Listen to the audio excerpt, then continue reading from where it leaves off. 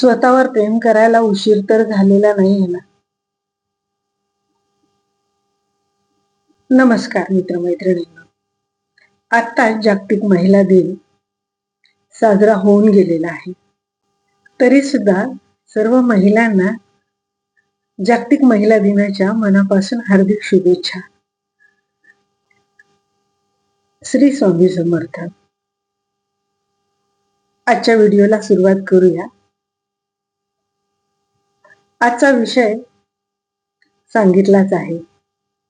Video पूर्ण बघा, कृपया स्किप करू नका, कारण ही माझी अनुभवातून आलेली खरी कहाणी आहे. तुमच्या मनात आलं असेल की आज हा प्रश्न मला का विचारावा असा वाटला, की आपण स्वतःवर प्रेम करायला उशीर तर केला नाही ना. हो, हा प्रश्न काही काळापूर्वी मलाही सतावत होता, कारण माझ्या आयुष्यात अशीच एक घटना घडली. त्या घटनेने मला विचारायला भाग पाडलं की स्वतःवर प्रेम करायला तर उशीर झालेला नाही ना. आणि याआधी पण मी उल्लेख केलेला आहे, सांगितलेला आहे माझ्या आजारपणाबद्दल. तर स्वतःवर प्रेम करणं म्हणजे काय, सेल्फ लव्ह म्हणजे काय, हेच आपण या व्हिडिओमधून जाणून घेणार आहोत. लहानपणापासून आपल्याला शिकवलेलं असतं की आई वडिलांसाठी जगा, आपल्या आयुष्यात येणाऱ्या जबाबदाऱ्या कर्तव्य पार पाडा, नातेवाईकांना, मित्रमैत्रिणींना, कुटुंबाला, आपल्या पतीला, मुलांना खुश ठेवा, आनंदी ठेवा, त्यांची कर्तव्य पूर्ण करा. सासर माहेर दोन्ही ठिकाणी तुमच्या जबाबदाऱ्या योग्य पद्धतीने सांभाळा. हे आपल्याला सगळ्यांना शिकवलेलं असतं आणि आपण त्या पार पण पाडत असतो. आणि हे सगळं करत असताना आपल्याला कुठेही जाणवत नाही की आपण स्वतःला वेळ देत नाही आहोत, किंवा आपलं स्वतःवर प्रेम नाही, किंवा आपण स्वतःवर प्रेम करायला हवं, हे सुद्धा आपल्याला जाणीव झालेली नसते.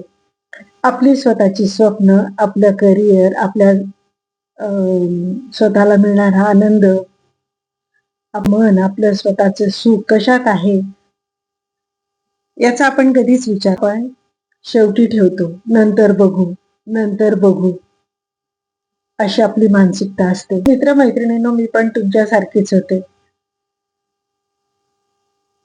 गडबड, घाई, जबाबदाऱ्या, कर्तव्य, काम, करिअर, कुटुंब, कुटुंबातल्या व्यक्ती त्या कशा खुश राहतील, त्यांना कसं सगळं वेळेवर मिळेल,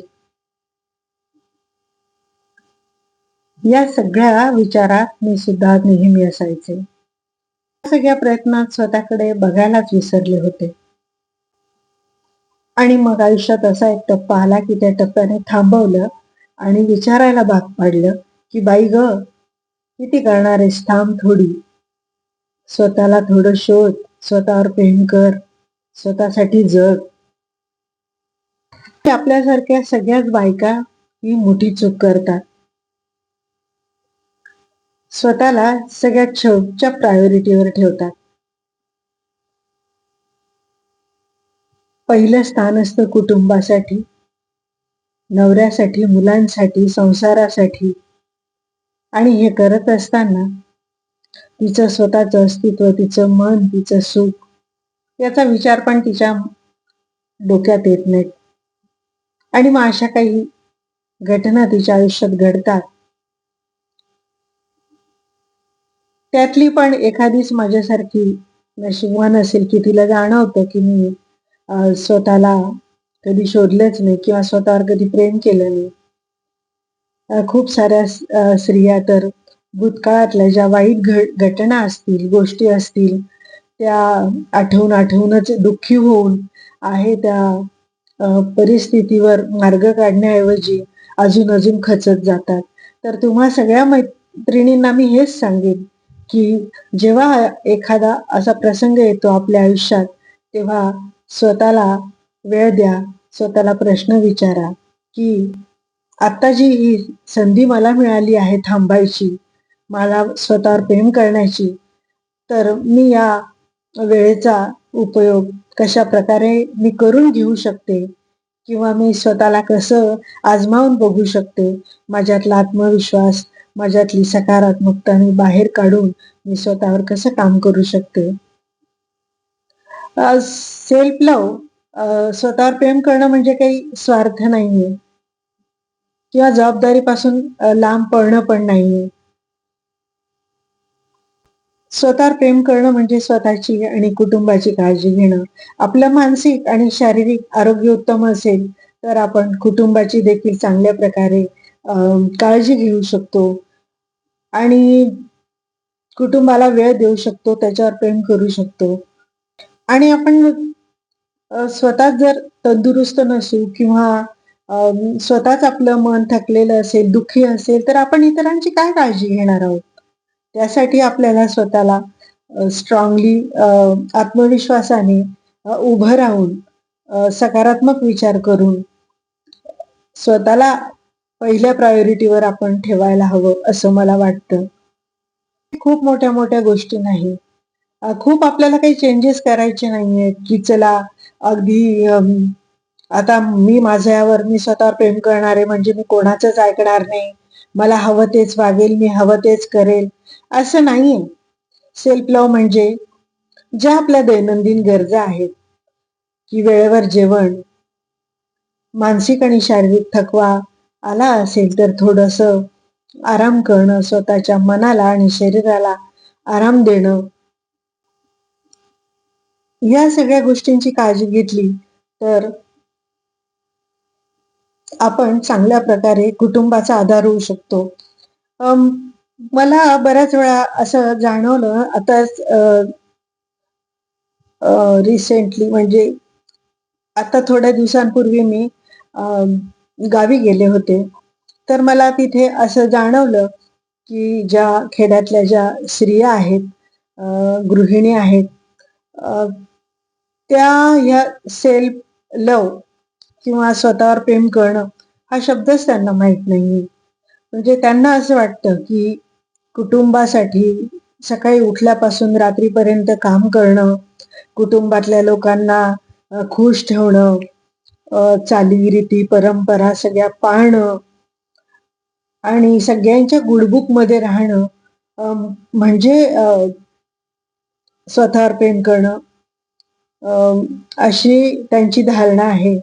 तर मला त्या बहिणींना पण हे सांगावसं वाटेल, की स्त्री जन्माला आल्यापासून तर अगदी शेवटच्या क्षणापर्यंत तिच्या अ, हातून कष्ट करणं किंवा काम करणं, कर्तव्य पूर्ण करणं हे तिला कधीच सुटलेलं नाहीये कुठल्याच स्त्रीला नाही. हां, प्रत्येकाला वेगवेगळ्या प्रकारचा अ, चॅलेंज फक्त असू शकतो. पण जरी खेड्यात राहत असतील, कमी शिक्षण झालेलं असेल, तरी सुद्धा त्यांच्यामध्ये सुद्धा वेगवेगळ्या प्रकारचे गुण असतात, कौशल्य असतात. त्यांच्याकडे त्यांचं कधीच लक्षच नसतं. मला अशा खूप स्त्रिया आता बघायला मिळाल्या, की त्यांच्या गावी पण नाहीयेत ह्या गोष्टी. त्या इतक्या कल्चरला किंवा त्या रूढी परंपरांना घट्ट धरून बसल्या आहेत, की स्वतःचं अस्तित्वच त्या विसरल्या आहेत. तर मला असं त्यांना कळकळीने सांगावसं वाटतं, की तुम्ही तंदुरुस्त असाल, तुम्ही आनंदी असाल, तुम्ही स्वतःवर जर प्रेम कराल, तर तुम्ही कुटुंबाला, कुटुंबातल्या लोकांना आनंदी आणि सुखी ठेवू शकता. फक्त तुम्ही काम करणं म्हणजे खुश राहणं असं नाहीये, असं मला वाटतं. आणि मी एक गोष्ट तिथे बघितली, की ग्रामीण भागातल्या ज्या स्त्रिया आहेत, त्या स्वतःशी फार कठोरपणे वागताना मला दिसल्या. मी हे जे स्टेटमेंट करते, मी हे जे सांगतेय, हे काही असूयेपोटी किंवा अ, निगेटिव्हली मी सांगत नाहीये.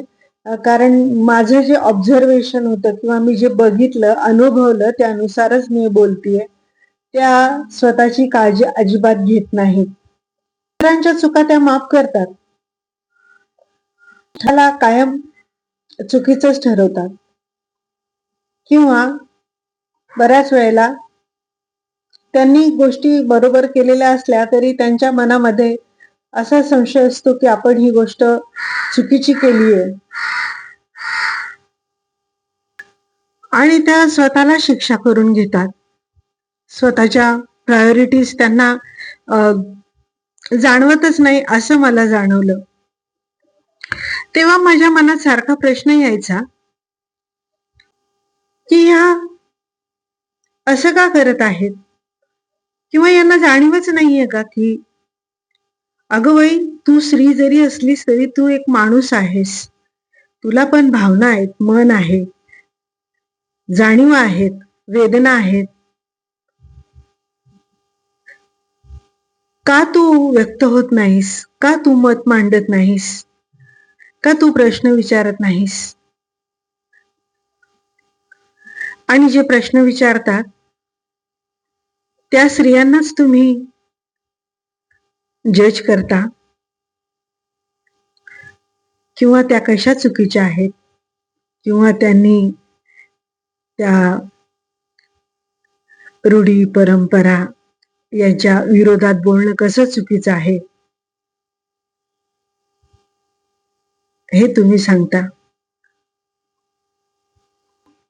त्या स्त्रियांबद्दल खरंच खूप सहानुभूती वाटली, खूप आपुलकी वाटली आणि मला जाणवलं की एकेकाळी आपण देखील ह्याच विचारसरणीचे होतो, पण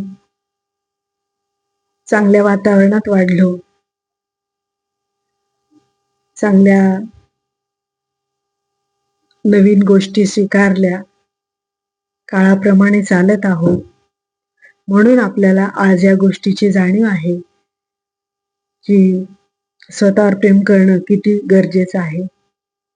मी पण पूर्वी अशीच होते, काम करत होते, धावपळ करत होते, सगळ्यांना खुश ठेवत होते, जबाबदाऱ्या पार पाडत होते, कर्तव्य करत होते.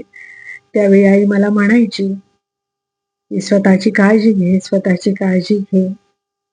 पण आईच्या त्या बोलण्याकडे कधी लक्ष दिलं नाही आणि जेव्हा हे आजारपण आलं तेव्हा मला जाणवलं की आई माझी सेल्फ लव्ह टीचर होती. ती मला सांगत होती पण मी तेव्हा तिचं ऐकलं नव्हतं. मैत्रिणींनो, प्रत्येकाच्या आयुष्यात सेल्फ लव्ह टीचर असते.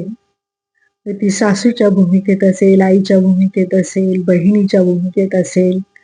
ती प्रेमाने आपल्याला सांगत असते की स्वतःची काळजी घेऊन सगळं कर. पण आपण जबाबदाऱ्यांच्या ओझ्याखाली इतकं अडकलेलो असतो, दडलेलो असतो की तेव्हा आपल्याला कळत नाहीये की आपल्याला समोरचा सांगतोय तर आपण त्याचं ऐकायला हवं. तुम्हाला एकच सांगेल,